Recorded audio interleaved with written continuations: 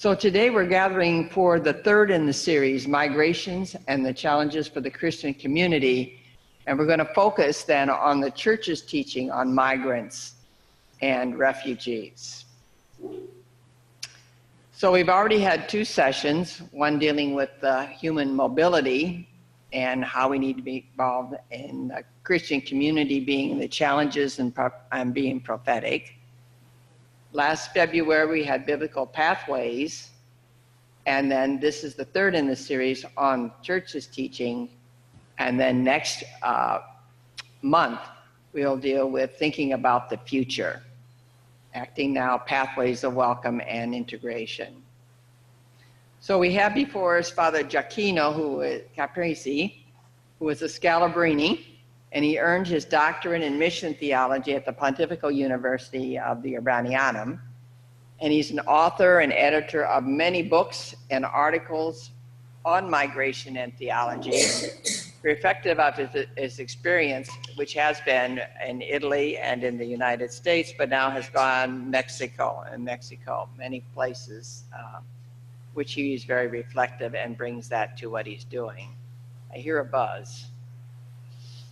He's a professor of pastoral theology of human mobility at the Scalabrini International Migration Institute. And he's the director of Casa Scalabrini 634. And if you haven't been there, this is a wonderful place to visit to see what they're doing in the next stage of helping those who are migrants or refugees become more employed, more self-sufficient than they are when they come. And then recently, as of about a month or a few weeks ago, he's been named the regional counselor for Europe and Africa, kind of a small piece to deal with. So you can see how we're, very, very fortunate to have him here with us. With the topic, the church's teachings on migrants and refugees. I forgot to say, my name is Sister Sheila. I am the executive co-secretary of the JPIC Commission for Unions, Men and Women, USG, UISG, and you'll hear a little bit later from Father Felix, who we are together in the office, working together to make a difference, to help you make a difference as well.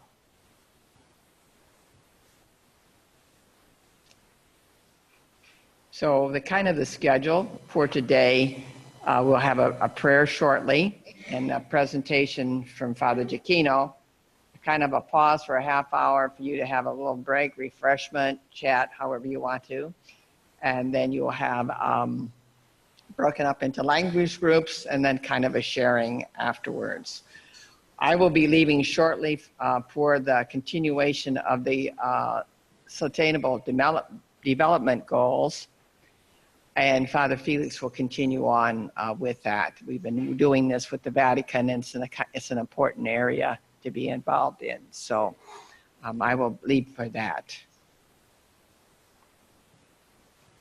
As always then, let's begin with prayer. We're talking about having an open door. So there needs to be a united response to the question of migration. And we can't allow the Mediterranean to become a vast cemetery.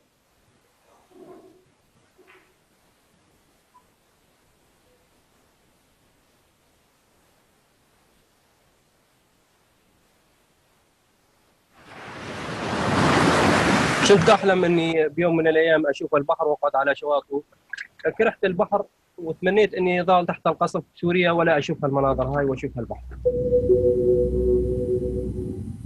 ابني لو أشوفه شاب مثل وردة، يعني مستحيل أنساه. الوالد حسبني له قبر وأروح عليه أو أشوفه أو هو.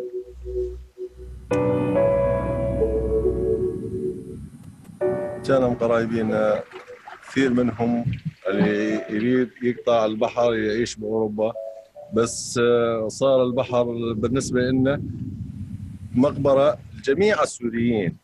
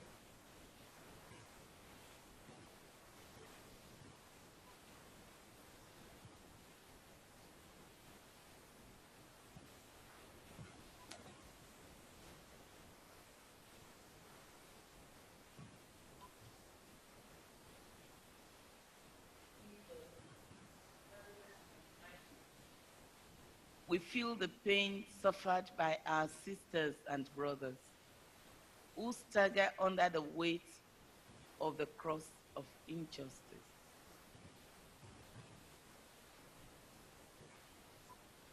Sentimos la angustia de esas fuerzas por abandonar a sus familias y hogares, sus culturas y sus their countries of origin. We feel the anguish to abandon their families, their places, their cultures, their country. We feel the desperation of those who want to find a way out from their desolation, and those who are looking for a better future for their children and for themselves.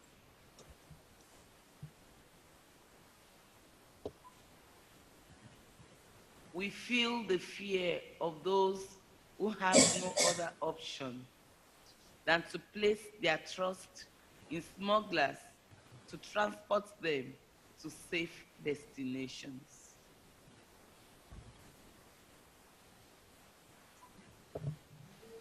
Jesus, traveler, migrant, our hearts are full of your need for consolation, those whose lives have been unrooted due to hunger, violence, and war.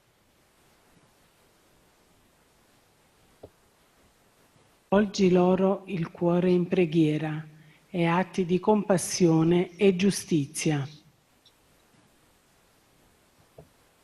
Lead to them hearts of prayer and acts of compassion and justice. Overwhelms us as we remember those who daily join the growing graveyard in the Mediterranean Sea.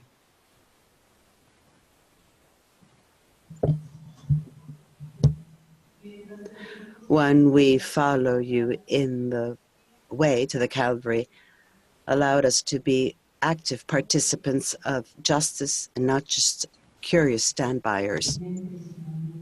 While we are those who are suffering on the cross, give us the love that can forgive those who hit the most vulnerable people of our world.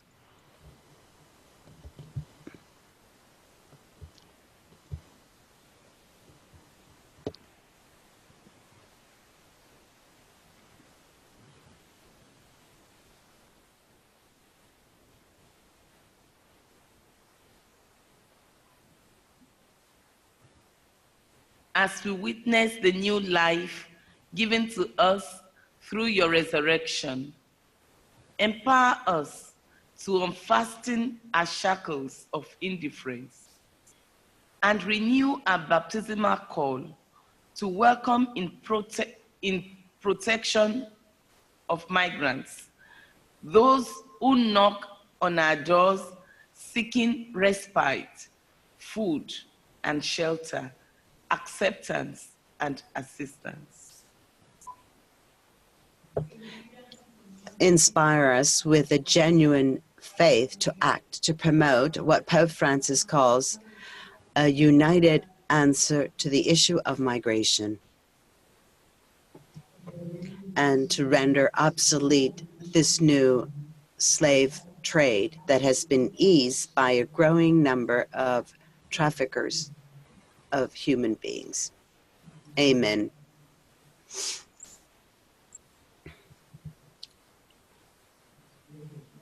Very powerful prayer, I think, and helps us to be ready now for our speaker to help us move in then with the migrants and refugees that make it to Italy and to any of the other places where we have our sisters and brothers. So, Father Gioacchino, I leave this to you at this moment. Thank you. Thank you very much. I think, yeah, oh, okay. Yeah. Good morning, buongiorno, buenos dias to all of you, sisters and brothers, and to all of you present here in this building, and also to all those who are connected through other means, through computer, internet, etc. So this is first of all, also I would like to thank, the organizers of this formation, no, the JPIC committees, and on this, I mean, very important, fundamental issue that we are trying to deal with, especially in these last decades, but already, since the beginning of the church, since the beginning of Christianity. The theme of my presentation, so it is the church teachings on migrants and refugees. I have to, my introduction is the following. It has been kind of a challenge, to prepare for this presentation because there has been a lot written, on this issue, and there are, even if we don't know them, there are lots of documents that have been written by the church and by that in the context of the universal church and also at the level of local churches on this issue, and it is kind of difficult, to choose, what are the main issues, the main questions. The problems that we have to tackle, to deal with, and make kind of a summary. But then I mean, we have to make choices, and I try to make, to choose, what, according to me, are some of the issues that we have to take into consideration when it comes to migration, as it has been presented by the documents of the church. This is the schema. I left the thing in Italian, because I thought at the beginning that this presentation should be in Italian. So kind of an outline. I start with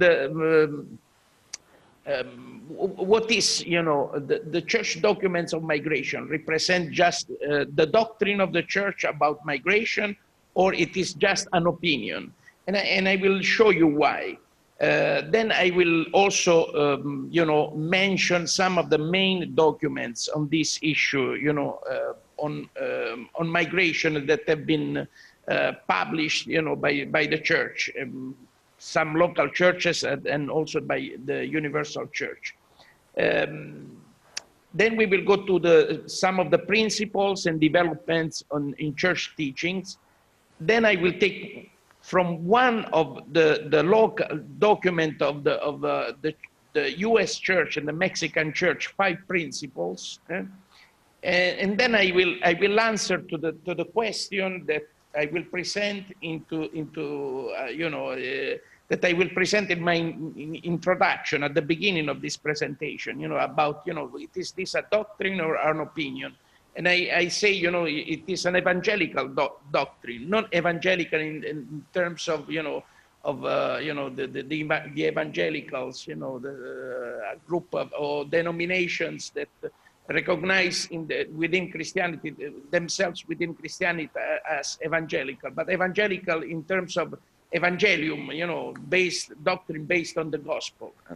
There's a bibliography that could be interesting in order to continue our reflection on this issue, and then my 3 questions, for the group study.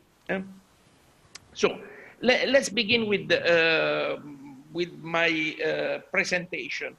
Steve Bannon, I don't know if you have heard about this guy, this person. you know, maybe I should have put a picture here of this guy. Well, he is the chief strategist of Trump's political campaign. You know, it is the person who made, you know, made possible for Trump to become the president of the USA. Very smart guy. And he's also the ideologist of a global populist movement. And he says, you know, he's baptized. He says that he's a Roman Catholic. So, of course, he has been in the last 2 or 3 years. He has been traveling very often to Europe to support, you know, the political movements that are especially anti-immigrants, who base their politics on sovereignty, on closing the borders, on nationalism. So he has been traveling all over Europe. He actually is. He would like also to, I don't know if they have started, he would like to find a movement, you know, that a global movement about, you know, that makes nationalism and sovereignty as the pillars of politics. Yeah. Well, in different interviews that he has given in 2017 and 2018, has stated that migration is not an issue of doctrine, but of public policy, and most precisely of sovereignty. He says, basically, when they have asked him, you know, but you are Catholic. You know what the U.S. bishops say about migration? You know what Pope Francis say about migration? You just, you know, say the opposite. Say, no, but, you know, I say the opposite because when the Pope speaks about migration, when the bishops speak about migration, they are not expressing a doctrine of the church. They are just expressing an opinion, because migration is not a matter of doctrine, and migration is a matter of public policy. It is a matter of sovereignty. So what the bishops, and especially Pope Francis, whom he accuses to be the worst instigators of the migrant crisis or the refugee crisis in Europe, speak about this issue, the statements are to be considered as an opinion and not as an infallible doctrine. He's the kind of guy who say, you know, I have to, as a Catholic, I have to observe, I have to listen to what is infallible doctrine, not just one opinion. And what, again, what this is important to understand. What the Pope and the bishops say about migration, especially if it is in favor of migration, especially if it respects the dignity and the rights of migrants, it is a matter of opinion. It is not a matter of doctrine. The thing is that what Steve Bannon says, it is not just the idea of a politician, the idea of an intellectual or an ideologist. It is something that is widely shared by people in the pews, by the people who go to Mass every Sunday in our churches. You know, it is not just, you know, this is not just the idea of an intellectual, again, of one person. It is something that is widely shared by Catholics and Christians in general, who are, you know, going to churches, who are practicing Christians, who are practicing Catholics. And that has to be taken into consideration. Pope Francis acknowledges the fact that migration is a divisive issue that causes negative reactions both within society and the church. Now, in an address that he gave to national directors of the pastoral care for migrants of the Catholic Bishops' Conferences of Europe in September 22, 2017, he said, "Dear friends, I cannot fail to express, and I am just quoting, my concern about manifestations of intolerance, discrimination, and xenophobia that have appeared in various parts of Europe. Often this reaction is motivated by mistrust and fear of the other, the foreigner, those who are different, mistrust and fear. I am even more worried about the disturbing fact that our Catholic communities in Europe are not exempt from these defensive and negative reactions, supposedly justified by a vague moral obligation to preserve and establish religious and cultural identity. Those who say, you know, in Europe, you know, we cannot accept the migrants because most of the migrants are Muslim, and we have to defend, we have to protect our Christian identity here in Europe. The church has spread to all continents thanks to the migration of missionaries convinced of the universality of the saving message of Jesus Christ, meant for men and women of every culture. Throughout the history of the church, there have been temptation to exclusivity and cultural rigidity, but the Holy Spirit has always helped overcome them by ensuring constant openness to others, viewed as a positive opportunity for growth and enrichment. The last part of this statement is very important. You know, there have been always temptation within the church about, you know, being closed, about rigidity, about, you know, building walls so that people could not enter, could not be. But the Holy Spirit has intervened, you know, in different moments of the history of our church, of our Christian communities, to open, you know, the doors so that we could grow, you know, and could enrich each other. And Pope Francis then has given another statement about, you know, the importance of the issue of migration, also in terms of, also, let's say, in doctrinal terms. And he has done that in the paragraph 102 of the 2018 Apostolic Exhortation, Gaudete et Exultate, where he affirms, and I read, you know, I just quote from this paragraph 102. We often hear it said that with respect to relativism and the flaws of our present world, the situation of migrants, for example, is a lesser issue. There are, in other words, there are many more important issues respect to migration. Some Catholics consider it a secondary issue compared to the grave bioethical questions. That a politician, and this is very important, that a politician looking for votes might say such a thing is understandable. You know, it's understandable that politicians who call themselves, who identify as Christian politicians, as Catholic politicians say this. You know, it's understandable because they are looking for votes, but not a Christian for whom the only proper attitude is to stand in the shoes of those brothers and sisters of ours who risk their lives to offer a future to their children. Can we not realize that this is exactly what Jesus demands of us when he tells us that in welcoming the stranger, we welcome him, what we find in Matthew 25:35. Saint Benedict, and he goes beyond also the gospel. There is this reference to Saint Benedict.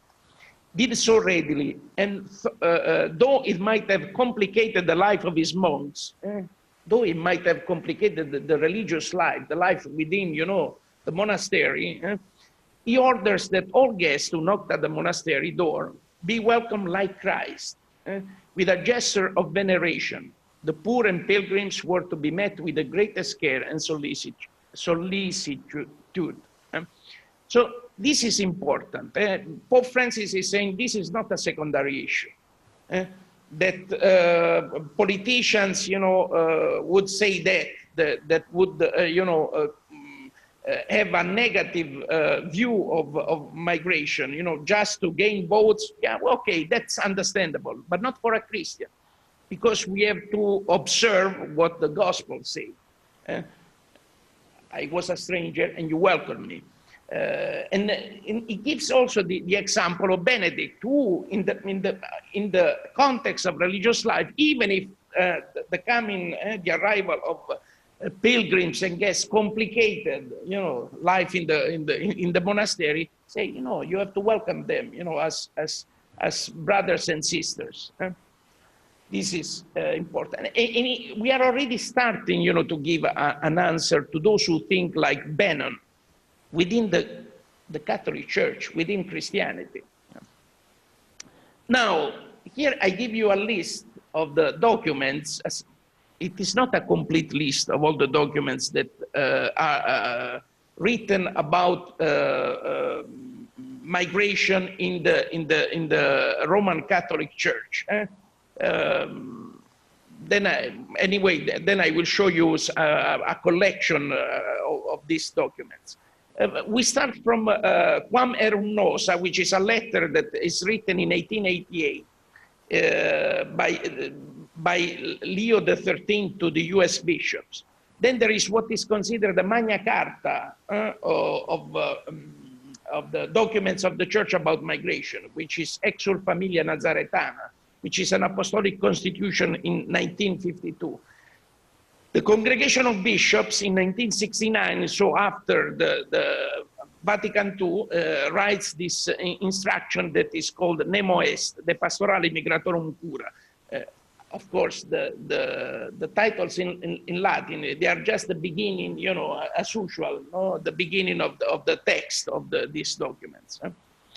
Another important document written in 1978, it is Church and Human Mobility, Pontifical Commission, the Pastoral Care of Migration and Tourism.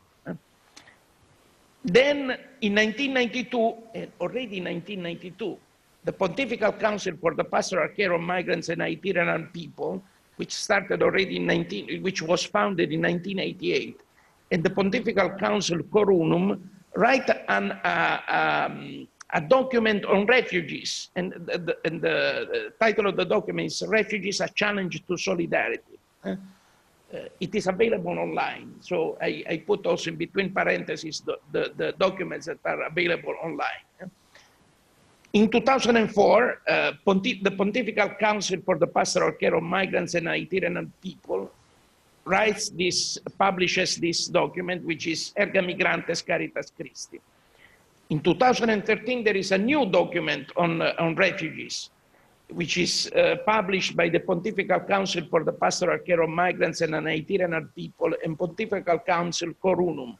And the title of this document is Welcoming Christ in Refugees and Forcibly Displaced Persons, Pastoral Guidelines. Also, this document is available online in different languages. Then all these pontifical councils have been absorbed. They have disappeared. They've been absorbed by the Dicastery for Promoting Integral Human Development.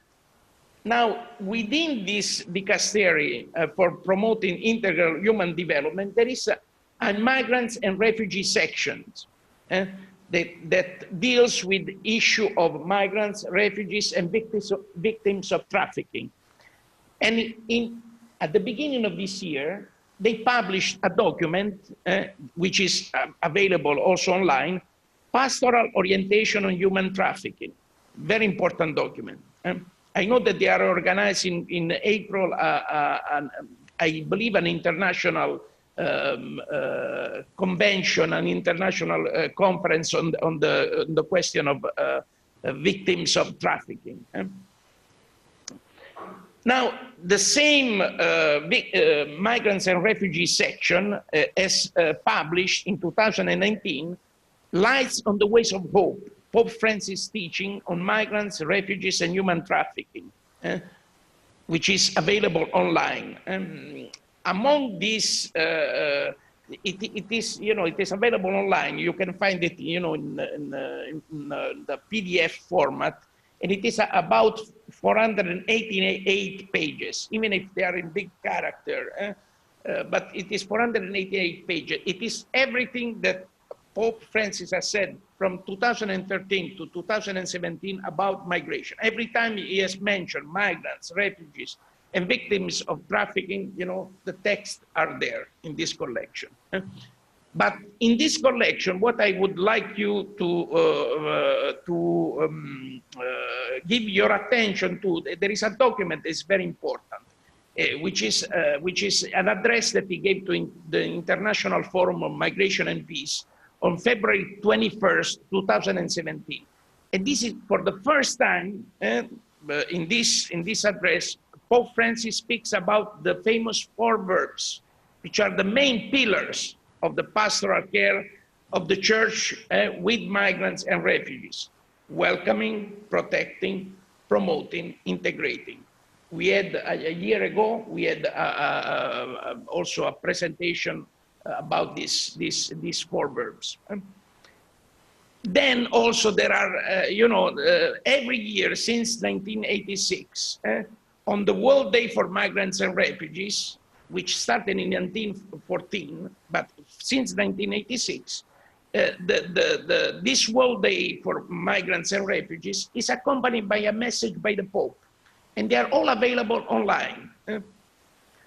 For example, Pope John, understandably so, Pope John Paul II has 20 messages about migration.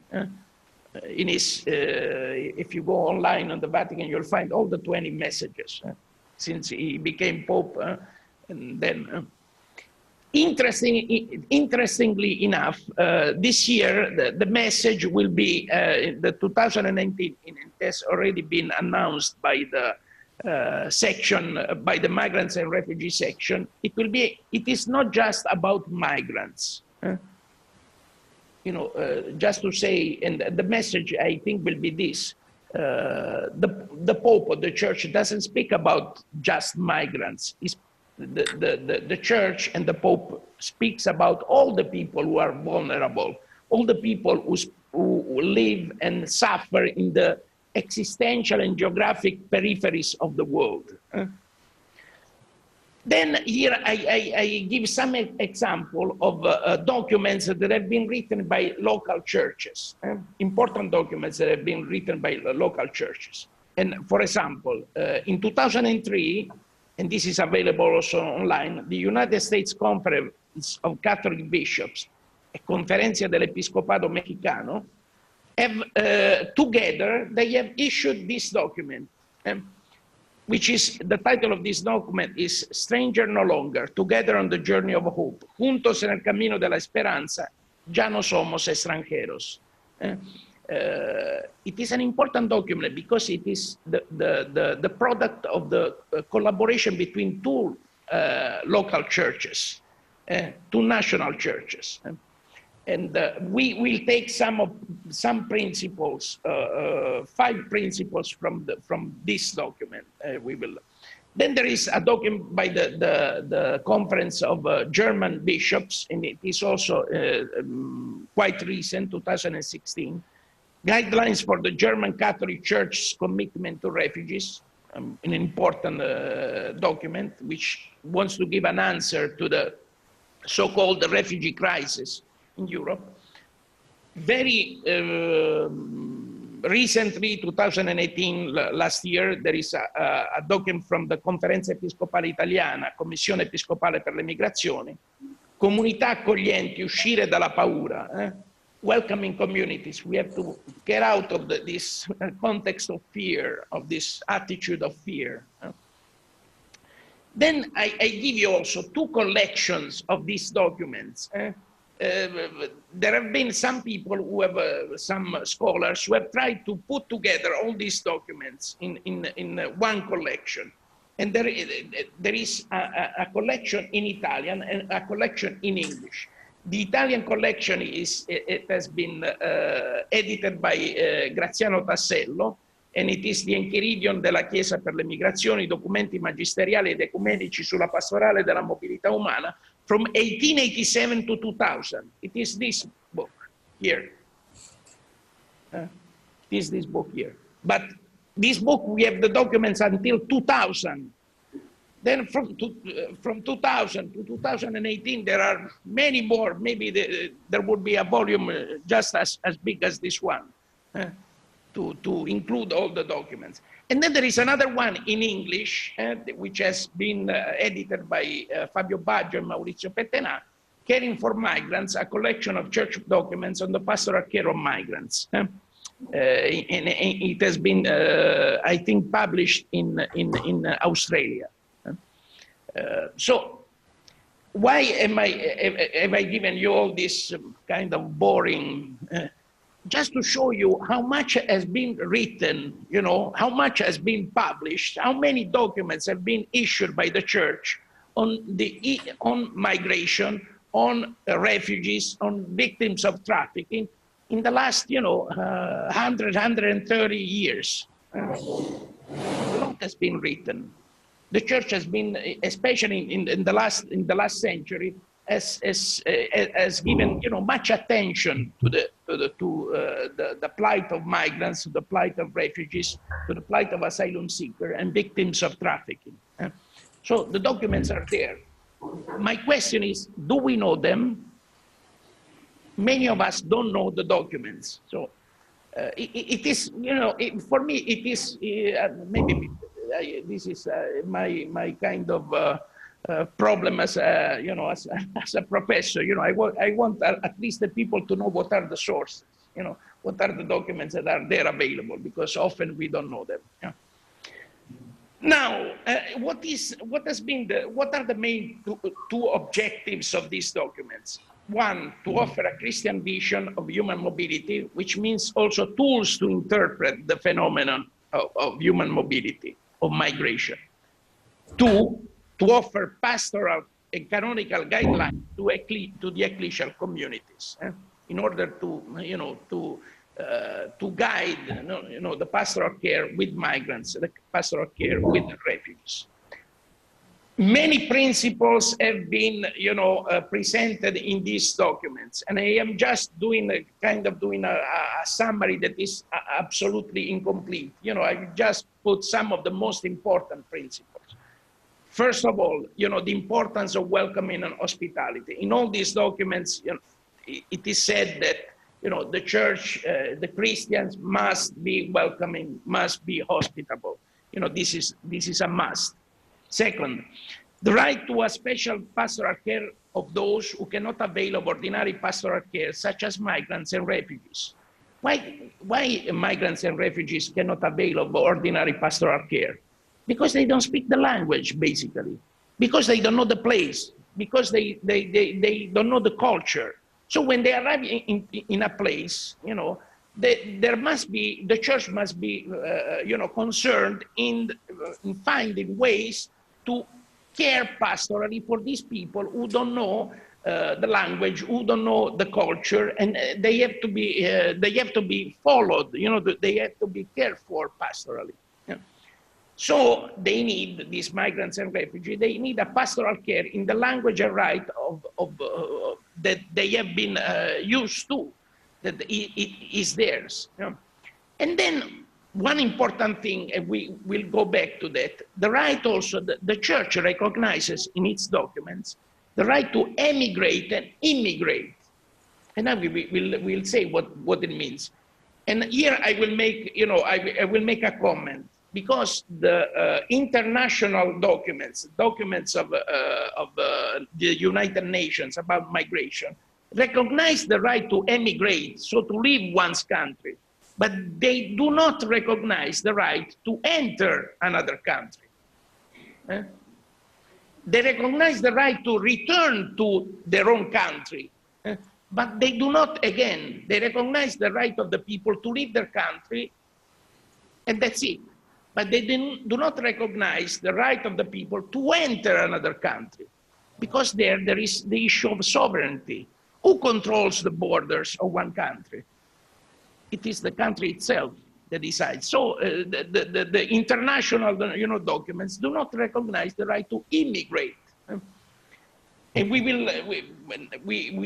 take this, we will talk about the right to emigrate and immigrate, starting from a statement that I take from the message for the World Day for Migrants and Refugees by John Paul II in 2001. Quote, "The church recognizes this right in every human person in its dual aspect of the possibility to leave one's country and the possibility to enter another country to look for better conditions of life." It's not just about the right to leave one country, but also to enter another country. Certainly, the exercise of such a right is to be regulated, because practicing it indiscriminately may do harm and be detrimental to the common good of the community that receives the migrant. Although it is true that highly developed countries are not always able to assimilate all those who emigrate, nonetheless, it should be pointed out that the criterion for determining the level that can be sustained cannot be based solely on protecting their own prosperity, while failing to take into consideration the needs of persons who are tragically forced to ask for hospitality. And this will be one of my questions here for you, for all those who participate here and also connected. What are the criteria by which we should, a country should decide who enters in their own, territory? What should be the criteria? It is, just to say, we don't want other people because they do not have our same language, our religion. It is because they create problems or tensions in our society. What are the criteria to accept or not accept? To welcome or not welcome migrants and refugees in one's country? This is, I know it is a difficult question. When I sent this question to Sister Florence, she wrote to me, these are difficult questions. Of course, they are difficult questions, and I don't have the answer either. Anyway, now there has been also a development within these documents. The first documents have been written in 1887, 1888, when the main issue, the main concern for the church was the Italian emigration to the USA, to Brazil, to the American continent. But now we know that migration, is much more than that. It's much more complex than that. And it interests people who are not only Catholic, but also who belong to any religion, to any culture. Yeah? So there has been a development in the teachings of the church about migration. And this development, I try to express in these statements that I make now. From a rather Eurocentric to a global vision. The first documents about migration are more Eurocentric. Now they are more, they have absorbed a kind of a more global vision of the phenomenon of migration. From a clerical, hierarchical, to a more inclusive missionary pastoral care in which the migrants and refugees themselves are protagonists. In the first documents, you see very clearly who are the protagonists of the subjects of the pastoral care for migrants and refugees are the bishops and are the priests, maybe some religious, but lay people are not, often are not taken into consideration, and even less the migrants and the refugees themselves, because they are the object of the pastoral care of the church. Well, there has been this development in the latest documents in which migrants and refugees are considered, also the subjects and the protagonists of the pastoral care. From migrants in general to a greater understanding on the complexity of this phenomenon, because there are economic migrants, there are forced migrants like asylum seekers and refugees, there are victims of trafficking, there are irregular migrants, there are women, there are minors, etc. At the beginning, the documents would speak about migration in more general terms. Now they are more attentive to the fact, to the complexity of the experiences of migration, to the different typologies of migrants, which I have just mentioned. Another development from an exclusively special pastoral care to a more ordinary pastoral care. The care of migrants and refugees has been, since the beginning, thought of as something special, something particular, which was outside the ordinary pastoral care. Now, more and more we think, because also the phenomenon, interests the whole world and interests all society, we are going we understand more and more the pastoral care of migrants as ordinary pastoral care, not just a special pastoral care. From Christian migration to global migration as an opportunity for ecumenical and interreligious dialogue. At the beginning, also the documents spoke and thought of migration as the migration of only Roman Catholic migrants. Now the documents speak about migration in, as a whole phenomenon that includes people from different cultures and especially from different religions and also from different Christian denominations. So the pastoral care of migrants becomes more and more an issue for and a concern for ecumenical and interreligious dialogue. Then also, and this is very important, we go from, we see in the documents, from the first documents to the latest, we see a development from a rather negative vision of migration to migration as a sign of the times, as the image of the pilgrim church and the journey of humanity. In the first documents, we see a rather negative view of migration. Migration is considered very often as a problem, and only a problem, as an evil, sometimes as we also say a necessary evil. Lately, in the most recent documents, especially from Erga Migrantes Caritas Christi in 2004, we speak of migration as a sign of the times. Pope Francis has been insisting on the fact that in the migrants we see reflected the image of the church that is the pilgrim church on earth. And he says also, Pope Francis says, that migrants are also, the image of humanity in general, because we do not have, an eternal home here on earth. We are always on the move. We are on a journey. We say we Christians, we Catholics say we are on the journey, toward the reign of God. So there are, this. What I wanted to show is that these documents of the church have presented a doctrine or a teaching about migration that has not remained static, but it has developed in different ways, from 1887, 1888 to 2019, in different ways. Okay. Now, what is, I take, I get to choose, from, I could choose from documents, etc.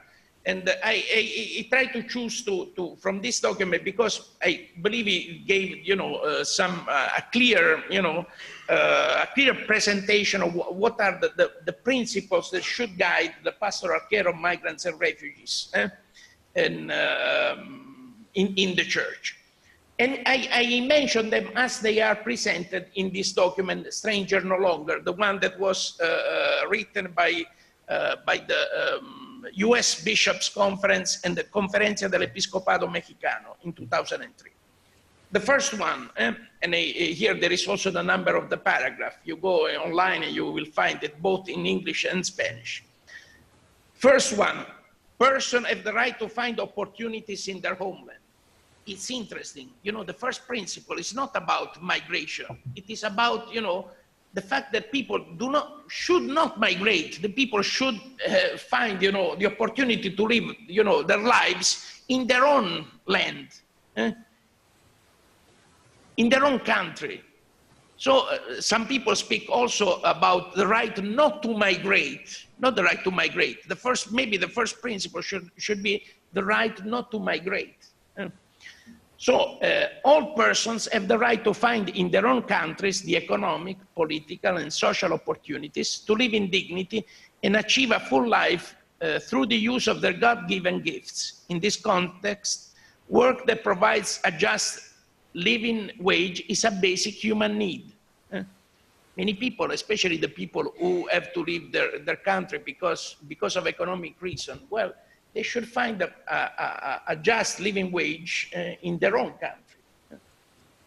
Second principle, persons have the right to migrate to support themselves and their families. So we start from the right not to migrate, to find opportunities and a fullness of life in one's country, in one homeland. And then we go also, well, when this is not possible, the people have the right to migrate. The church recognizes that all the goods of the earth belong to all people. When persons cannot find employment in their country of origin to support themselves and their families, they have a right to find work elsewhere in order to survive. Sovereign nations should provide ways to accommodate this right. It's clear, no? Third, and here, maybe we could find some contradiction, because, well, there is the right to migrate and also the right to immigrate, to enter one country. And the sovereign nation should accommodate the people who arrive in this country. But then it says, the third one, sovereign nations have the right to control their borders. The church recognizes the right of sovereign nations to control their territories, but rejects such control when it is exerted merely for the purpose of acquiring additional wealth. More powerful economic nations, which have the ability to protect and feed their residents, have a stronger obligation to accommodate migration flows. Since you are, in a better economic condition and you could, accommodate people, you should do that. So as a nation, you have the right to control the borders. But what are the criteria that you use to control the borders, to accept or not to accept, as I was saying before, people in your own country?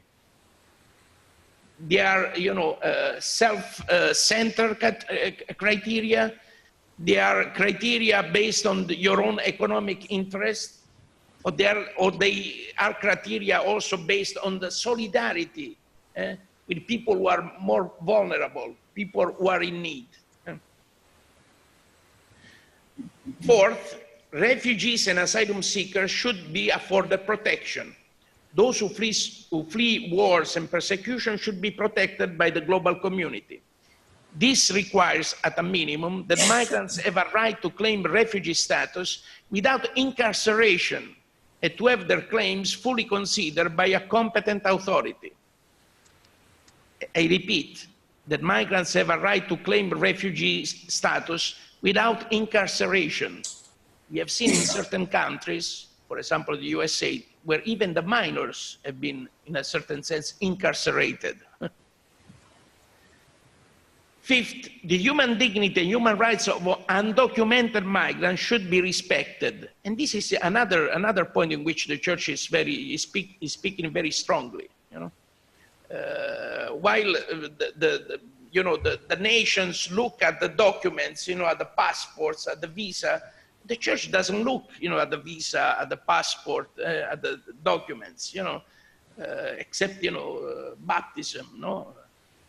That's I mean, in general, but the church actually accepts in its centers, etc. Also people who are not baptized, people who belong to other religions.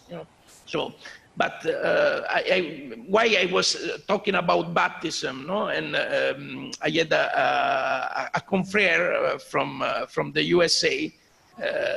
That was who was a pastor in a parish in Los Angeles, close to Los Angeles, and would say, since in his parish there were, the majority of the people were undocumented, were irregular migrants, he would say, if people come to communion, I won't ask them, the paper or the passport or the visa to receive communion. That's, I mean, a principle that we should all, So the fact that people are undocumented do not, it's not an impediment, for these people to participate to the life of the church, to participate to the activities of the church. So regardless of their legal status, migrants, like all persons, possess inherent human dignity that should be respected. Often they are subject to punitive laws and harsh treatment from enforcement officers from both receiving and transit countries. I have seen this quite often, you know, when I lived at the border between Mexico and the USA, in Tijuana. Government policies that respect the basic human rights of the undocumented are necessary. You know, there should be respect because, you know, these are human beings. We are talking about human beings. So, and you know, the fact that they have do not have documents doesn't take nothing away from the fact that they are human beings. That doesn't take nothing away from their human dignity. Human dignity is not based on a document, in other words. And especially the fact that that person, as any person in the world, is created in the image of God. So you do not need, you know, a passport or a visa to prove that that person is created in the image of God, as we believe in the church. Number 39, and this is a little bit, you know, problematic in a certain sense. If you look at this at this statement, the church recognizes the right of a sovereign state to control its borders in furtherance of the common good. You know, the only reason for which a country must control its border is because it has to take care of the common good of the people who live in that country. But it also recognizes the right of the human persons to migrate so that they can realize their God-given rights. These teachings complement each other. I am not sure that they complement each other. We should say something more about that. While the sovereign state may impose reasonable limits on immigration, the common good is not served when basic human rights of the individual are violated. In the current condition of the world, in which global poverty and persecution are rampant, the presumption is that persons must migrate in order to support and protect themselves, and that nations who are able to receive them should do so whenever possible.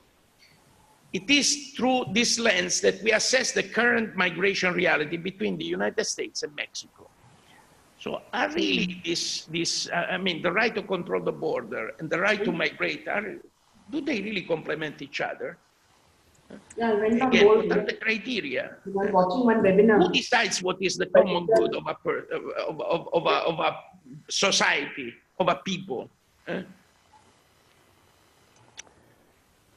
Now, to end this talk, because I have been talking already for I think 50 minutes, I go back to the question that we started with Bannon. I go back again to Steve Bannon, who says that, you know, when the Pope and the Bishop, when the Church speaks, you know, about migration, it's just an opinion.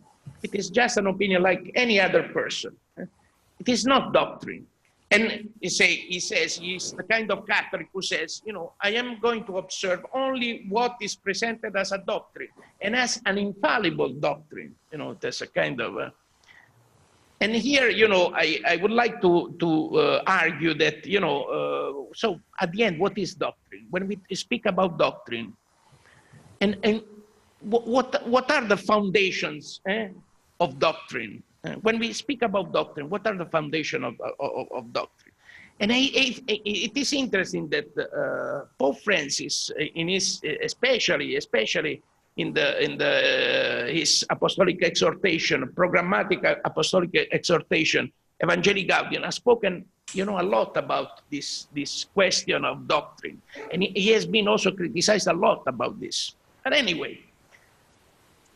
Doctrine, which is the set of Christian principles that are binding, are to be taught to all baptized people.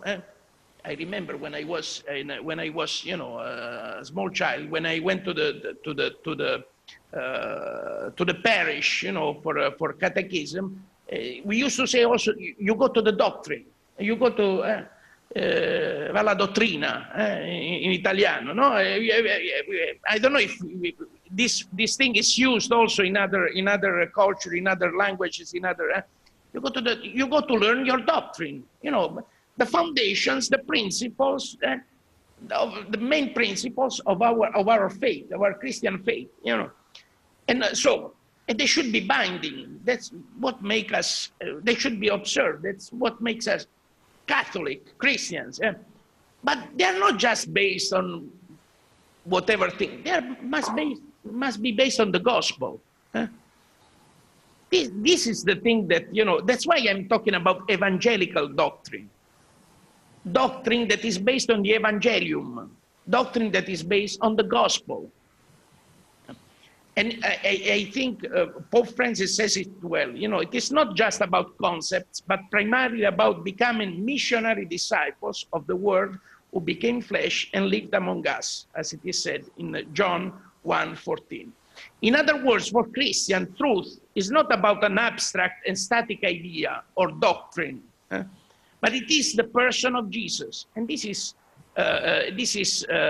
stated in the Apostolic Constitution Veritatis Gaudium, which has been published in January 29, 2018.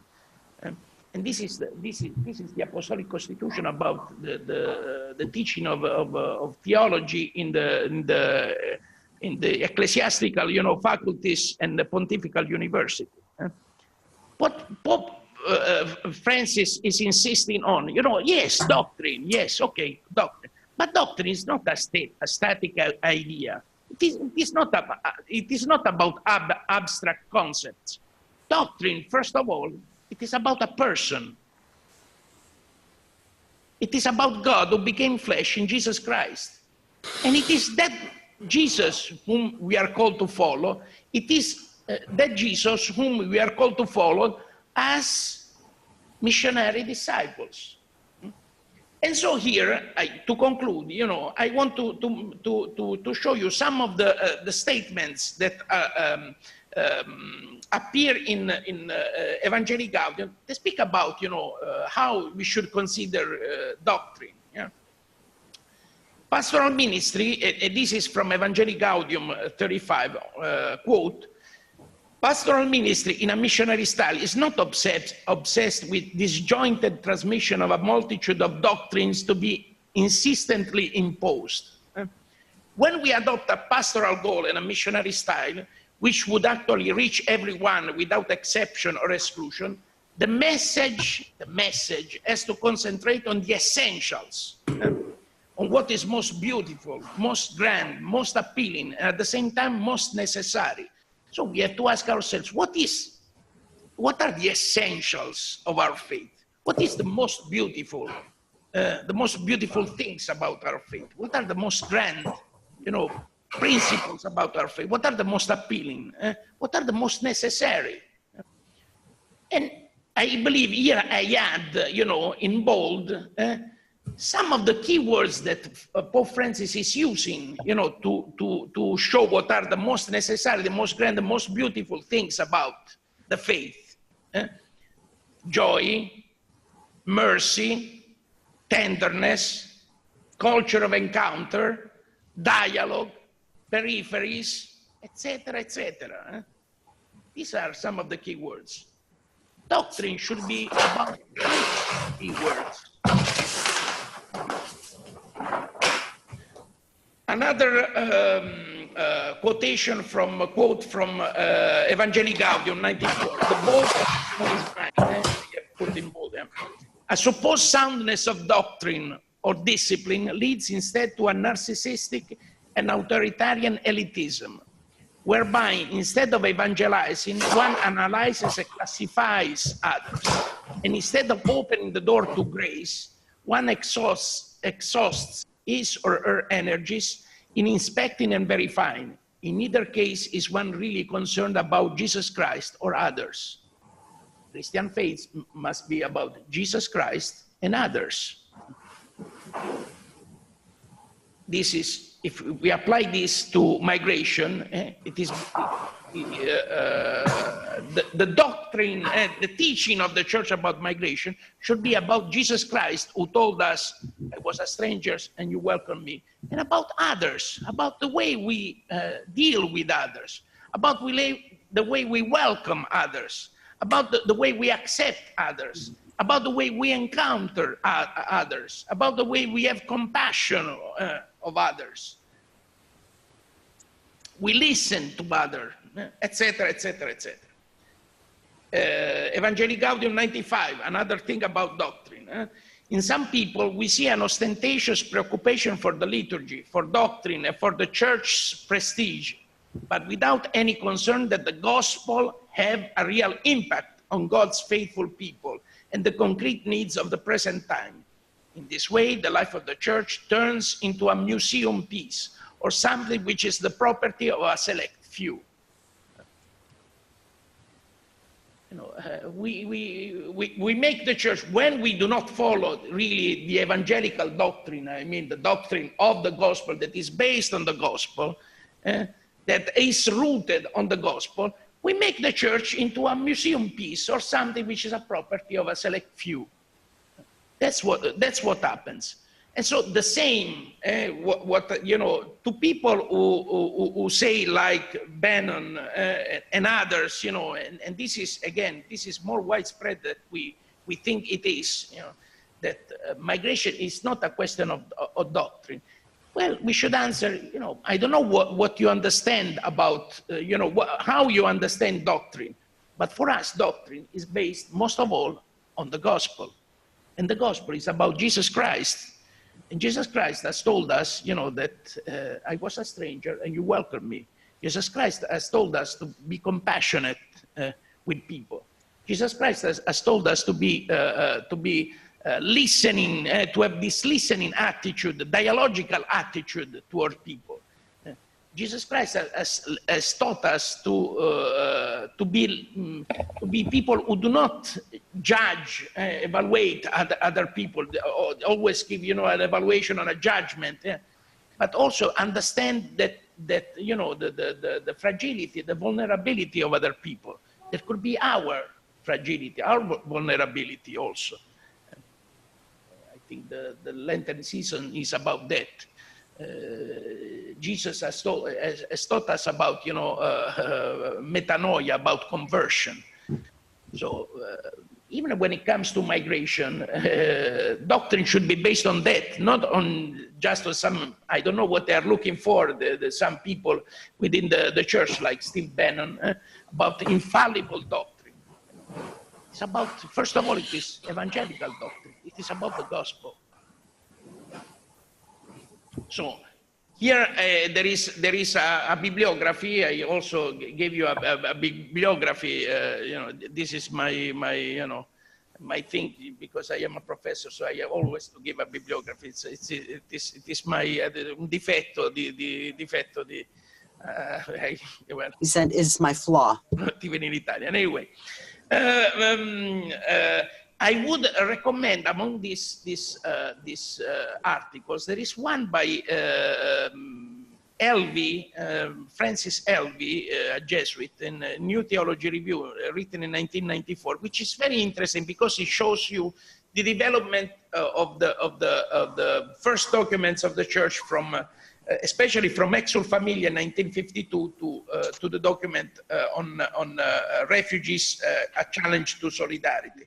It shows you really how the church has been more and more, you know, gaining understanding of the issue of migration, and also how to respond to migration in a always better way, in a more evangelical way. Anyway, now the questions.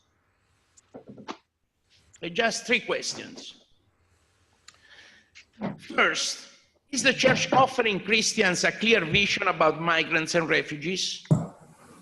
If the vision is clear, why there is such a strong division among Christians on these issues?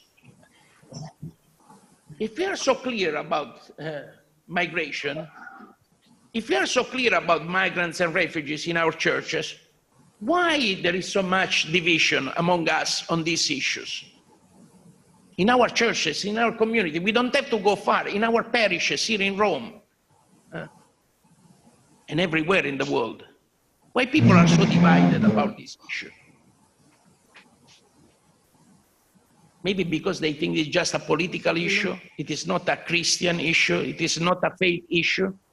Well, let us think about, you know, what we have said about doctrine and etc. starting from what Bannon is saying about that as a Catholic. 2, what should be the criteria that determine the level of welcoming and integrating migrants and refugees in a country? What are the criteria that a country has to be, from a Christian faith perspective, what should be the criteria to welcome or not welcome a person, in a refugee or a migrant in one's country? What should be those criteria? 3, and this is something that comes out in the documents, but I am not stressed enough while I was presenting the documents. How long should the pastoral care with migrants and refugees last? This is an important thing. In 1952, the document Exul Familia said that, written by Pius XII, said that the pastoral care of migrants should last until the second generation. In 1969, the document De Pastorale Migratorum Cura, Nemo Est, said that, the pastoral care of migrants should last until people need it. They didn't put a limit to the pastoral care of migrants.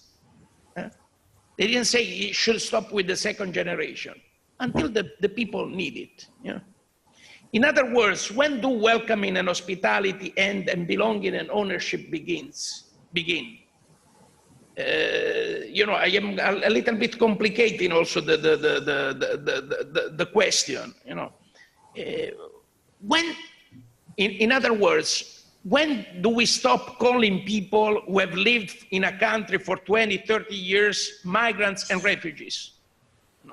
After you have lived most of your life in a country, people call you still, you're a migrant, you're a refugee.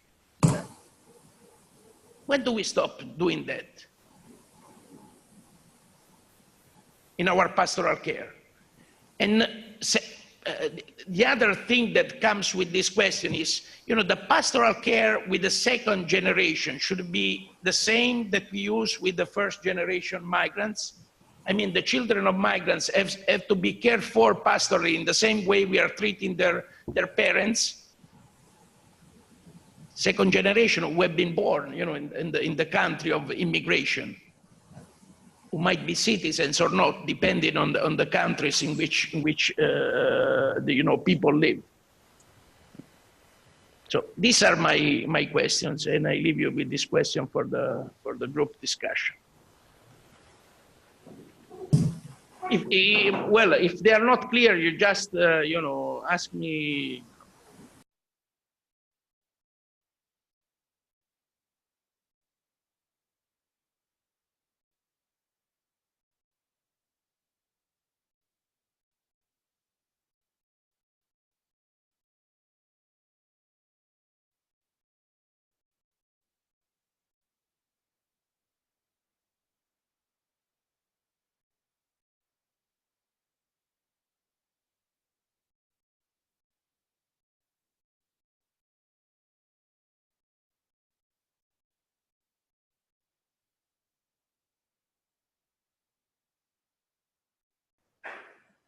Do we see the face of Christ in our neighbor who is migrant, who is a refugee, who is vulnerable? And Gioacchino said it is not limited to migrants and refugees, but every person who is vulnerable. So if there is anybody who wants some clarification, I would give the floor. But also I would invite also those who are participating online, if they have the question, to write on their computer so that Gioacchino can give some explanation and clarification. Is that okay? Okay, parlo italiano. I'll be speaking in Italian because I don't speak English. I apologize.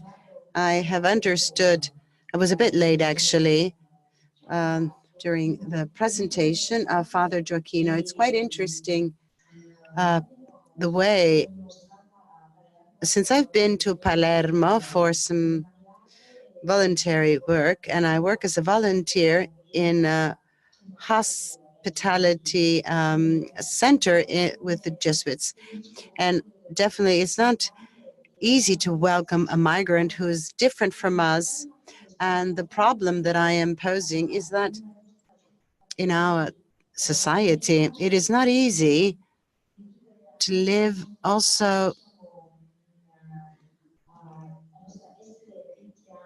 being Christians, faith, because it looks as if it's something very private. I don't know whether you understand what I mean. And then also perhaps towards the other, we have this, how can I say this, we have this fear, and also that the other that doesn't know where he comes from or where we come from, and there's this language barrier, and sometimes this can prevent us from getting close to the other, to our neighbor,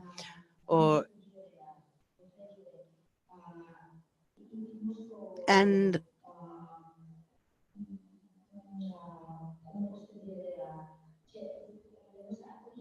in the way with the welcoming that we would like to offer, sometimes we are unable to offer this welcoming, to be welcoming. And I spent 2.5 years in Lampedusa, in Sicily, and I also ignored a lot the Christian teaching, to saying that the other is not like me, the other comes from another religion, for example, might it be a Muslim, Hinduist, and also this, we're afraid of this, no? Because we cannot enjoy fully and welcoming the other as the other one is. And something else that I can, in my point of view and according to my experience, is that I think it's also society that puts us into our mind that the other one is a danger for us. It's our society that is portraying us, the other, as somebody who is dangerous for the job. We might lose our job because of this, and we're afraid. So we aren't able to see what is really our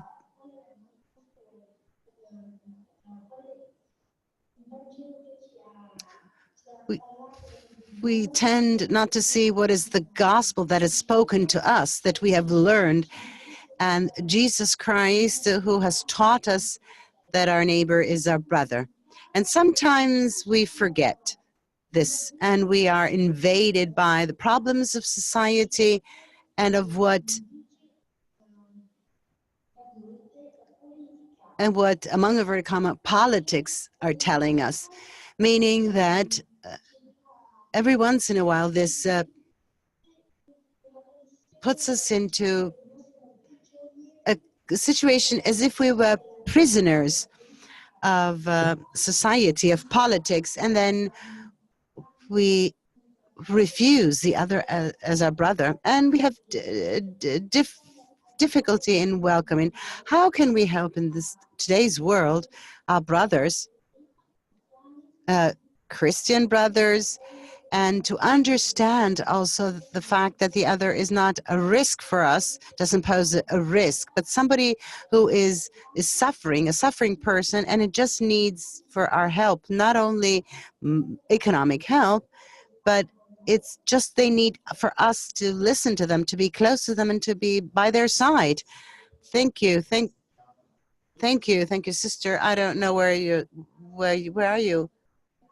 Sister Tiana, and I'm in France because I'm waiting to go to Brazil. So I left Palermo, and now 1 month ago, and I'm waiting to travel to Brazil. There's a missionary. Oh, wonderful. Thank you. Thank you to all of you. Ho capito bene, sì? Il nome. Chiara, is your name Chiara? Sister Chiara, is that your name, right? I remember, I got your name right. So in your, more than a question, there were various comments and questions together. Just a couple of comments.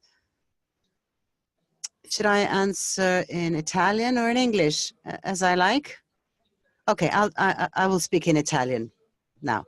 So there are many elements that you have touched upon. The fact that we often live the faith as something private that just belongs to us. Instead, it has to, we should be give public witness of our faith. We mustn't see politics as something, and unfortunately we see politics as something that is corrupted, instead of seeing something as, I think it was Paul VI. It was Pope Francis quoting Pope Paul VI, that policy must be the highest form of charity. That would be a wonderful goal. I think that our societies would be much better than they are today. Clearly, in the church, we do not have any discrimination against anyone according to their culture, language, or for any reasons. In the church, we welcome everyone. Everyone needs to be welcomed. Welcoming others it has to do with, first of all, theology. In the same way as God welcomed each one of us, we ourselves who believe in God, who is a welcoming God, we must welcome others, everybody else, each and everyone who presents knocking at our door. So this, you said something also quite important on this, as you said, this climate of fear that we experience in the society where we live in. It's been induced to us. Actually, it's given to us, transmitted to us through the speeches of our politicians, mass media. I don't even want to speak about social media, where this fear and this being hostile toward migrants and refugees is present everywhere. When we say one word in favor of Instagram, for example, post something in favor of migrants or refugees, you are so many negative reactions, very negative negative comments. And this is, we're prisoners, as you said. We are prisoners of this fear, as you rightfully said. But if we have come to this point, and it's also our fault, we are to blame. It's also the church's fault, because we, as Christians, we did not speak enough, and it's clearly enough, on the topic of integration, as far as refugees, migrants, welcoming, integration. This is a subject, a theme that we have neglected, and we have left others to talk about it, to address it. And now we find ourselves addressing difficulties, because we have to try to recover the lost field in the politics that are able to leverage on the fear in a very, how can I say, in a very effective way than the way the words that we use as Christians. I wonder often, how often have we entered into a church and we have listened a homily of a parish priest on migrants? How often has this been the topic of a homily? And also in our talks, in our formation as religious women and men, or in the church or dioceses, have we addressed in this topic? We're starting to do this now because we are undergoing a crisis, but the crisis, it's not, our crisis is a moral one, is a pastoral care crisis, is a theologian crisis, the crisis that we are experiencing now, because we haven't understood the seriousness of the transformation that we're occurring in our countries. We haven't been able to start to talk and give answers to these transformations that were occurring. So the answers have been given by others, and they're not Christian answers. So they're not positive answers. They're not answers that are in line with faith. They're not in line with Jesus Christ, that has taught us to be compassionate, has taught us to be merciful, has taught us to be attentive towards people who are vulnerable. And this is all that I wanted to say. Thank you. Thank you, Gioacchino. And so we, we begin our report from the groups, just to share one or two reflections that were very strong during your discussion, so that because this session is meant to deepen, to go into the root of the session that we have received from Gioacchino. So I will begin with Spanish group.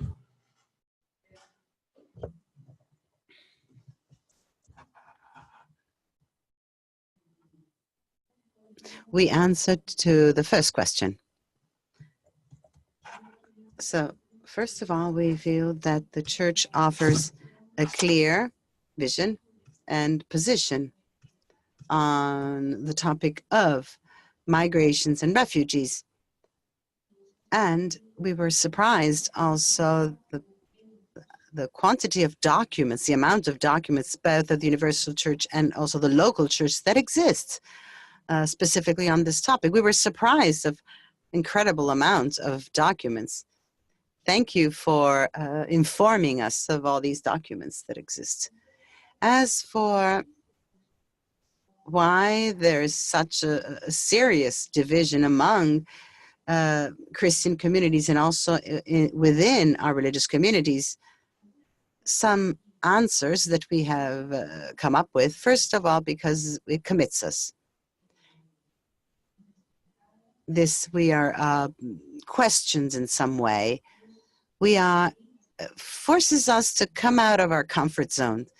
Our comforts it shakes us, and also because the topic it's felt, and we see that it's quite complex topic.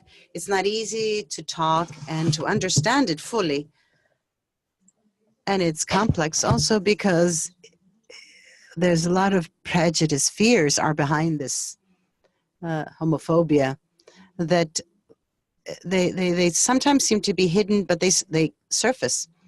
Sisters who say with migrants, they are drug traffickers, they are human trafficking people. I'm quoting women religious, and another reason is that we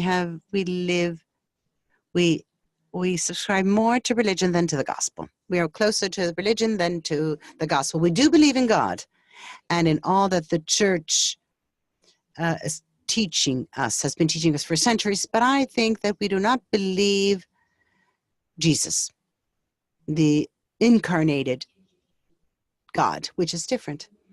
And I think it's quite strong. We believe in religion, but we do not believe in Jesus. I think this comes out strongly.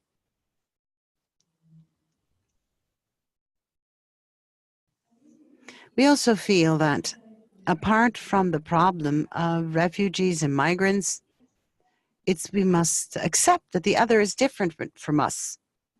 And I think that we, especially women and men religious, and the church in general, we have been educated in living uniformity, in trying to think in the same way.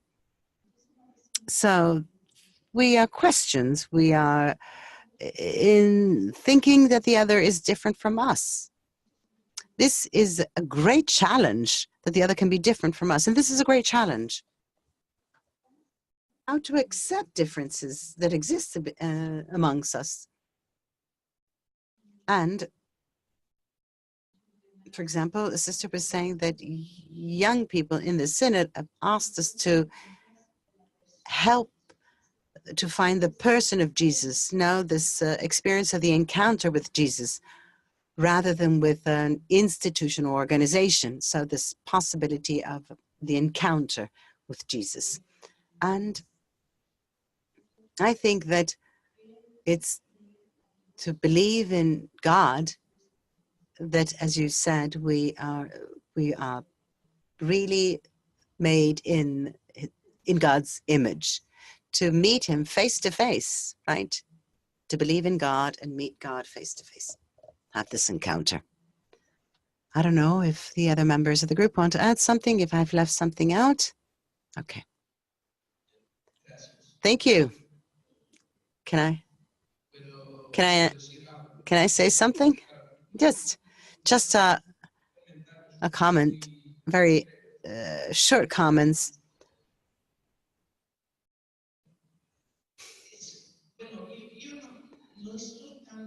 I do not agree completely that we have been so clear in what should be the position of the church on migration. I don't think we haven't been very clear on this. The documents, as you said, are many. Now we have Pope Francis who's stressing on this topic, but I am not 100% sure that throughout the years, especially in the last years, we have been so clear in our position as a church and as Christians and as Catholics in this vision that we have about migrants and refugees, because the many people, many Catholics, many peoples of the church, bishops, and as you said, women and men religious, as you were just saying, that are criticizing Pope Francis specifically on this point, on this topic. They're criticizing him. So I don't think thing is so clear. And I think you gave the answers. You yourselves gave the answer to this. The problem that we have is there's a lot of prejudice, a bias. And the interesting thing is that we, women and men religious members of the church, it's not that we live in another world. We live in the same world like everybody else, where we have other people, clearly. And so in this world, the message that we receive constantly is that migrants and the refugees are bad people, and that refugees and migrants are dangerous. The migrants and refugees equal to drugs. This is what's been done by Salvini here in Italy, Salvini and others, Trump in the United States, and others elsewhere, other politicians. I mean, migrants equal fear, risk, danger, uncertainty. And we are taking this poison. It's as if a poisonous message. It's toxic. It's a toxic message. And why are we doing this? Why are we doing this? Why are we absorbing this message? Probably because we have a religion, but we don't have a faith. But we have doctrines, we have some principles that are ideas, but we don't have a doctrine that's is rooted in the gospel, in the figure of Jesus Christ. And this is why young people during the synod, this is what they have asked us. When are we going to encounter Jesus once again? I mean, we cannot encounter Jesus by expressing ideas, but by living in a different way, showing that the church has to behave in a different way. It must give a different message, convey a different message pertaining to refugees and migrants that goes against, is countercurrent, that goes against what the world is saying, what the politics are saying, the politics of today are saying. So I think this is very important. once again, we must really go back to what has always been the message of the gospel, that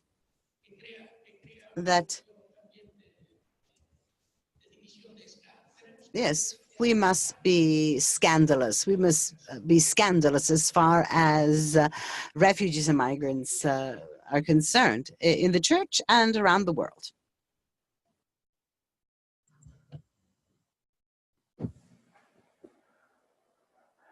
Thank you, Gioacchino, and thank you to the Spanish group for your reflections. One of the two English groups, if they are ready. Who is ready? Yeah. Thank you. We addressed question 3, and the question reads, how long should the pastoral care with migrants and refugees last? In other words, when do welcoming and hospitality end and belonging and ownership begin? We felt that the issue of migrants is quite complex, so it might be difficult to say when it starts or when it ends. But our discussion flow like this. The first question is, what kind of migrants? We have short-term migrants that are just transitory, so they need a special care which lasts for as long as they are around. And that's adaptable with helping with the papers, all the normal things that we do in many of these centers.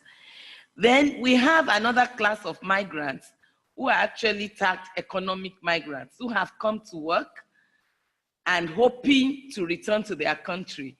And in our discussion, we realized that many of them don't get to return as fast as they had thought. So they linger on, and this makes it that they start having a family in the new country. And so they are never really integrated in the country because they keep looking home, and their children then belong neither to the country, the host country, nor to the country of origin. And we said they need a care as well, which now will have to go on for first, second, and third generations because they usually have a problem of integration and identity. Then we also saw another form of migrants that form a kind of ghetto, that they come, they concentrate in a particular area of the city or the country, and the response should be what Pope Francis said about the church moving towards the periphery, which is something ongoing and lasts as long as the area exists. Then we also highlight the issue of the second generation migrants as needing particular attention because of the identity problem, really, because they feel they belong to that country where they were born. But many things that happen make them feel they don't really belong, because people ask, where are you from? If you say you are from Italy and you are black like me, people look at you, and then you go back home, you can't speak the language, and so they really need care that you cannot just mark it starts and it ends. Because lack of care, apart from the human person, which is very important, many of them, because they don't find their space in the church that is normal, the normal parish church, they tend to leave the church and just stand out there looking from afar. Then another question that was raised is that actually the care of migrants should start from the home countries, where the church work together, not to create a fantasy. Let the people not have a fantasy about the country they are dreaming of migrating to, so that they know they are leaving a church to go to a church who is waiting for them. And that is where that first question is important, that the church should have a unified, clear vision of the care of migrants, where everybody, wherever you are in the world, you know your dignity as a child of God. And that before you leave, you know that, you know, what is waiting for you, kind of, because the church is also there. You know that there is no gold you are going to dig there, and there is a help. So the care should start, actually, we said the question should start from home, and it should last for as long as necessary. We also noted that there was an absence in the documents you've said about the issue of intracontinental migration.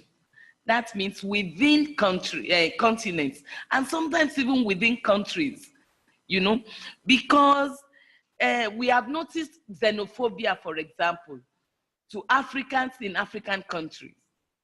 And I'm sure in Latin America, to other Latinos, you know.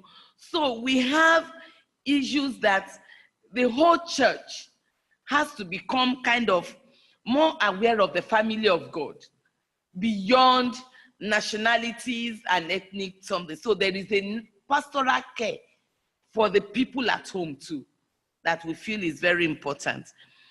And then we also saw another group of global citizens who are very rich, who can migrate wherever they want to live, and who can live 6 months here and go to America and live another 6 months.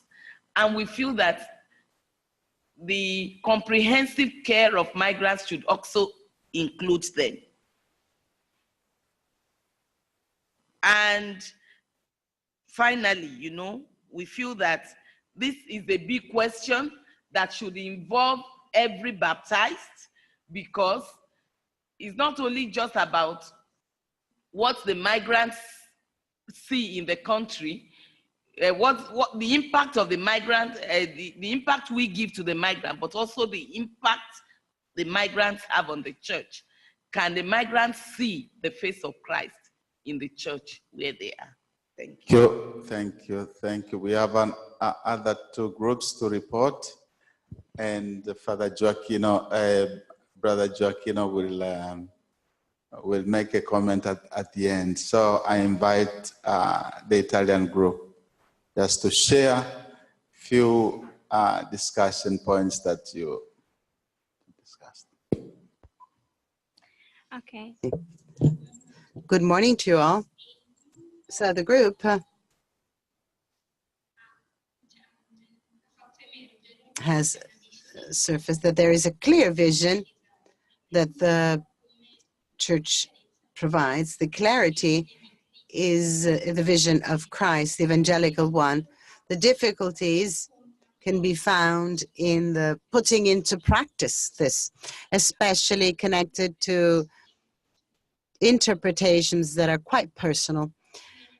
And an element that has been highlighted is a lack of a welcoming of a vision, an overview vision. And this is highlighted also in this situation, a strong egoism and individualism. Someone highlighted connected to the concept of ownership and of managing of power management.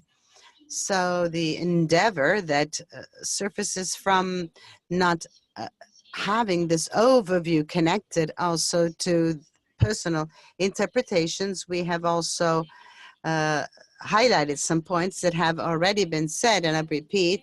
So the fear of the different, egoism, to concretely breaking some schemes, acting a lack of formation, a poor formation, both for those who work inside, with migrants, and also in the formation that is not sufficient, and also information that are false information, and the other is the heritage that is connected to prejudice. An element that has surfaced on starting clarification processes as women and men religious is not to just count on our forces, but collaboration with the laity. And our task which is for us clear, is to raise awareness and a critical thought, to be that small, even starting from what we believe, the yeast of what we believe, starting from this vision of Christ, and create this critical thought amongst us. Thank you. The last group in English.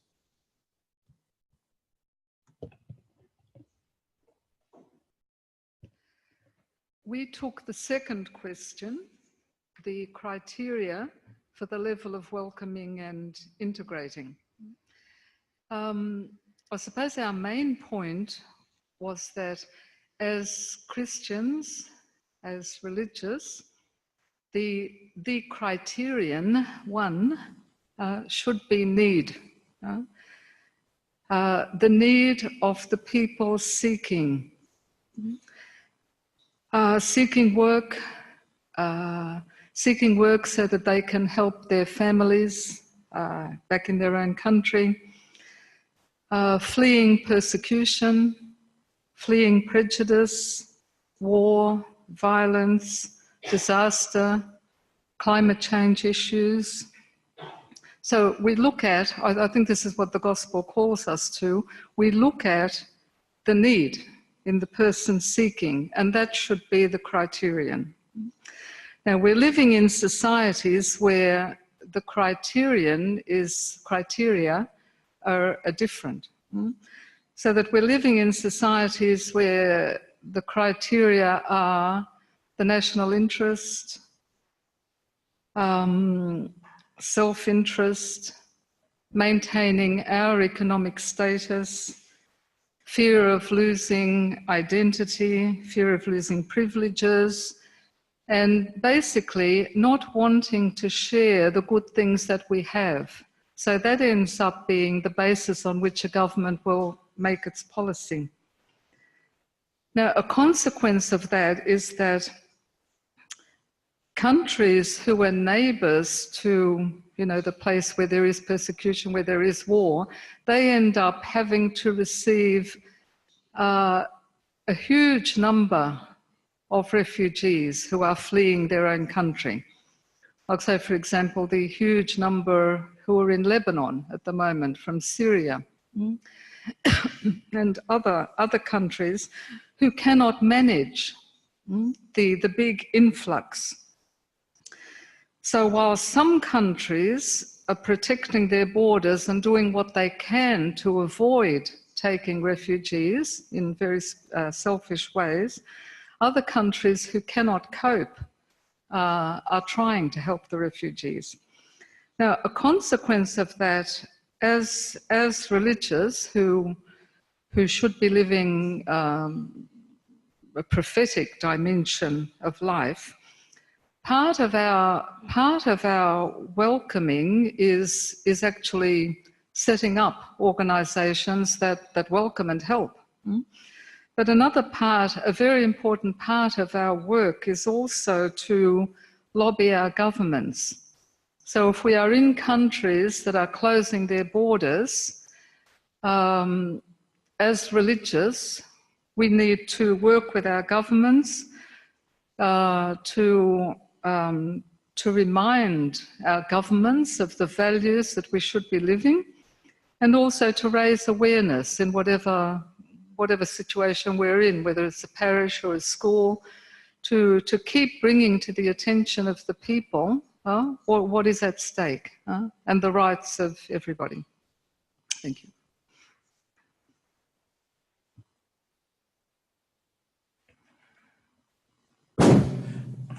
Thank you, the second group of English.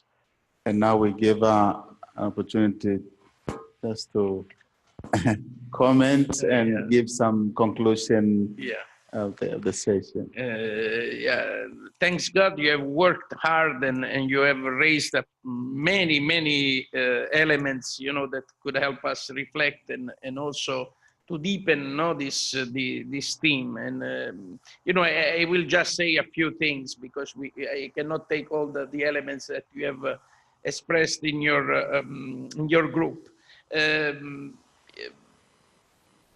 for example, yes, I mean, how long should the pastoral care of migrants last? Depends on the migrants. That's very, very clear, no? It depends if these migrants are just passing by, if they want to return, if they want to stay.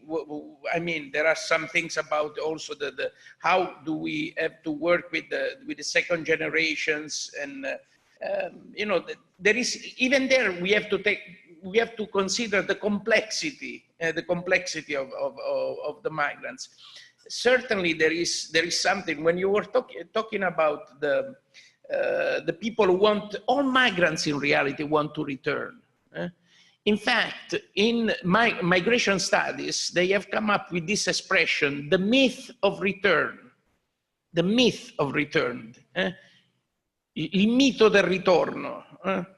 Because everybody wants to go back, but then when they have been, you know, in a country for 20, 30 years, and their children, you know, have been born in their country, and they live in their country, at a certain point they say, okay, I will remain here, because why should I go back, you know, to my country of origin? Who is there for me? You know, now I got accustomed, you know, to live in this country.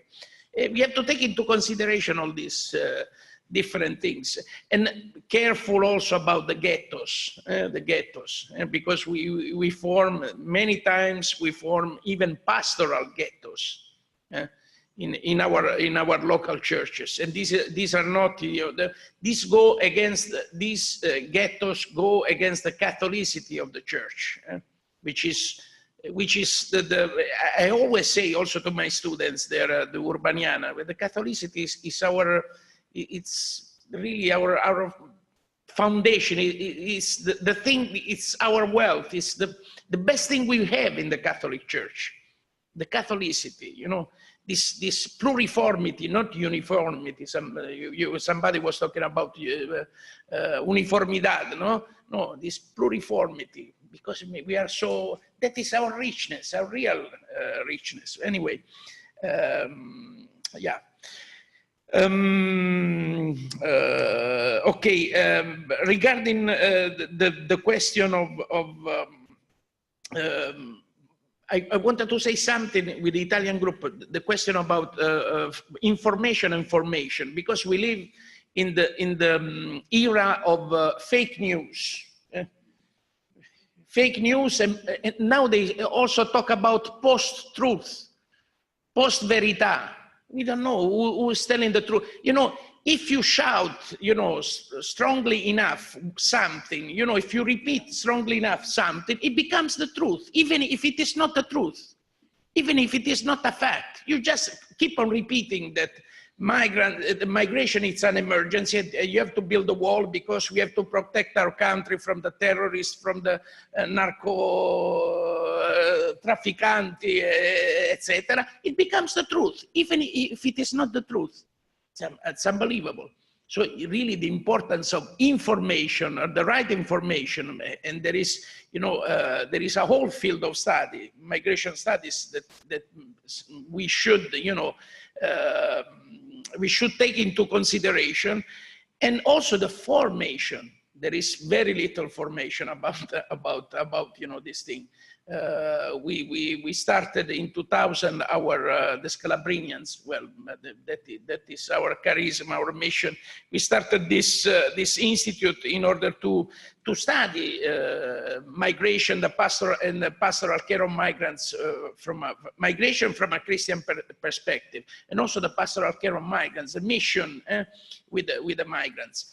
And you know, I will tell you that it's still difficult to find, for example, here in Italy, people and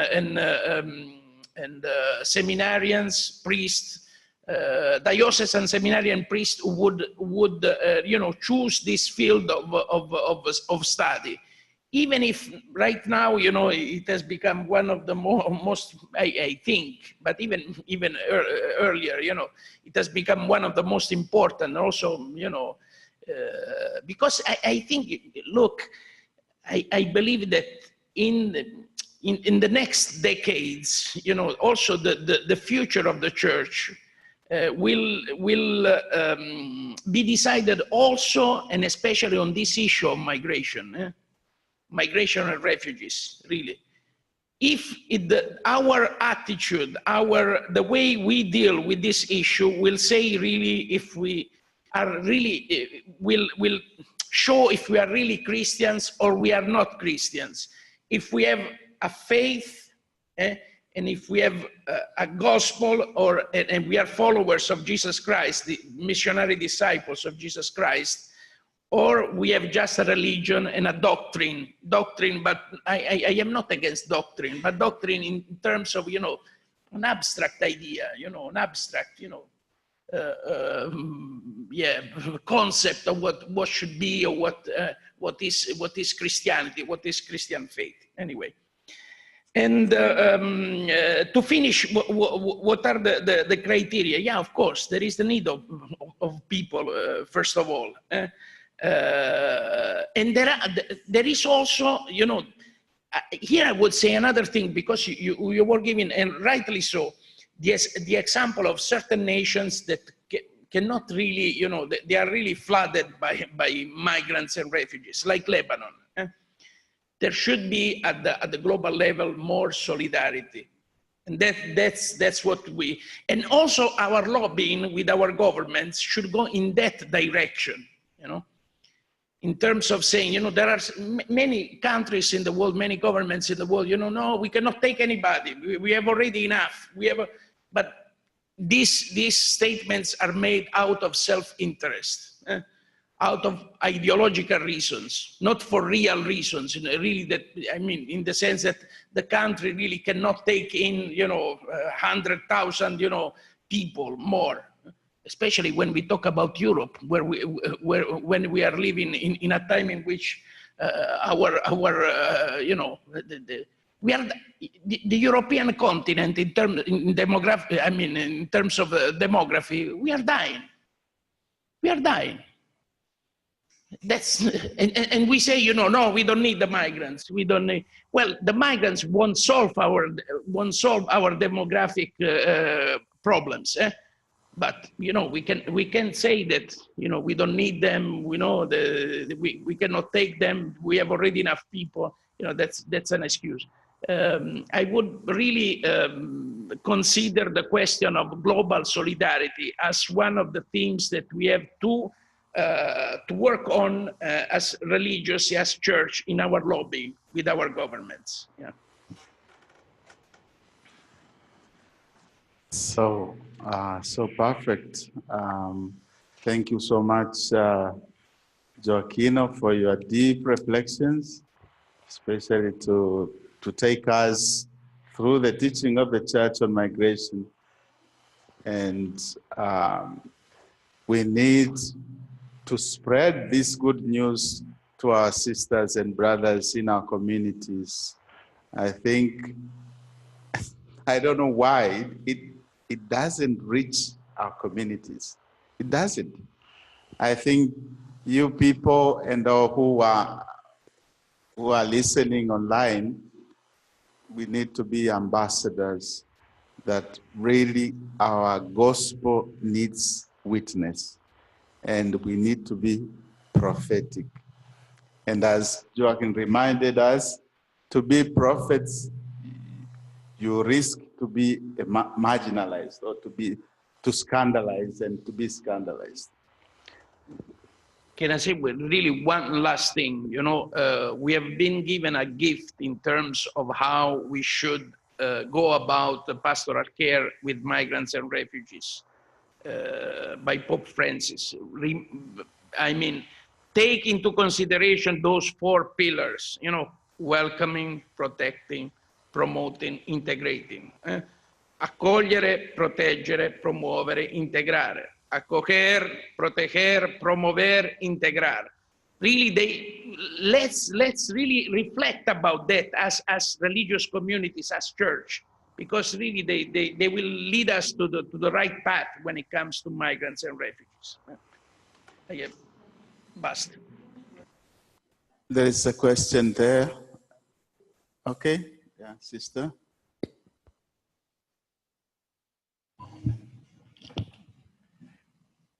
I wouldn't want to take much time.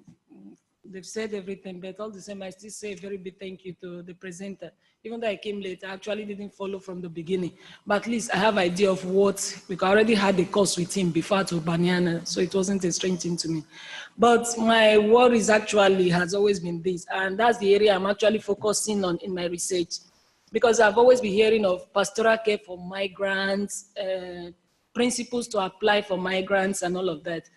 But I think from experiences I had back home in Nigeria, I reflected on, because sister was sharing something, most of us share the same thing, that there's a time will come, because most of these migrants, they really don't want to remain in these countries. Majority of them, they are hoping to go back, getting something better to go back on, why some would decide to stay. Then my question is, those that comes back home, what are the provisions for them? All these principles, the 4 pillars, can they equally be applied to the returnees?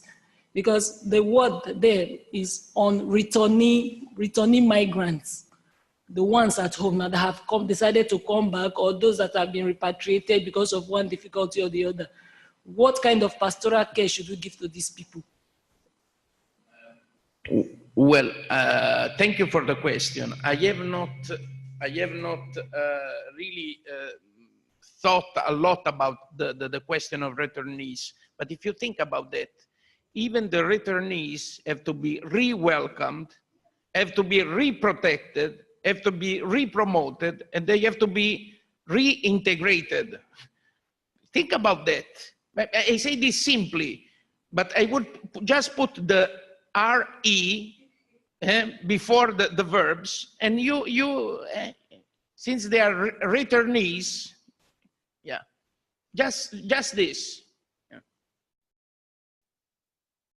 Let us give him a clapping hand for what he has done.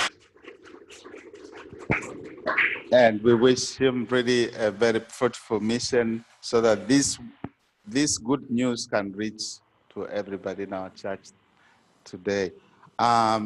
Florence, can you give me the screen so that I can project one thing? Please send your points of reflection to this email address. We need some points to write something in our news brief. We will write about this good news really and share the material Joaquin and others have shared on our website, jpicroma.com. This is our email address, but jpicroma.org is our website. So in next month in April, it's April 9. Let me find.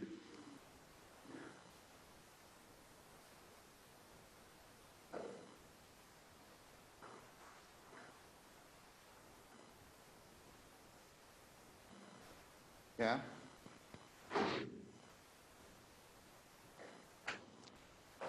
Florence, okay. Anyway. So thinking about the future, acting now, pathways of welcome and integration will be our theme in April. So please follow or come here or fall online and invite the members of your community to follow. So 6th of April. Okay, another announcement is your contribution, your financial contribution, if you can hand it to Florence there, so that we can pay the expenses of this course. So I thank you so much for your taking time to come here, but also I thank you for considering this as an important issue in your ministry and community life. So thank you. Have a buona quaresima, buona fine settimana.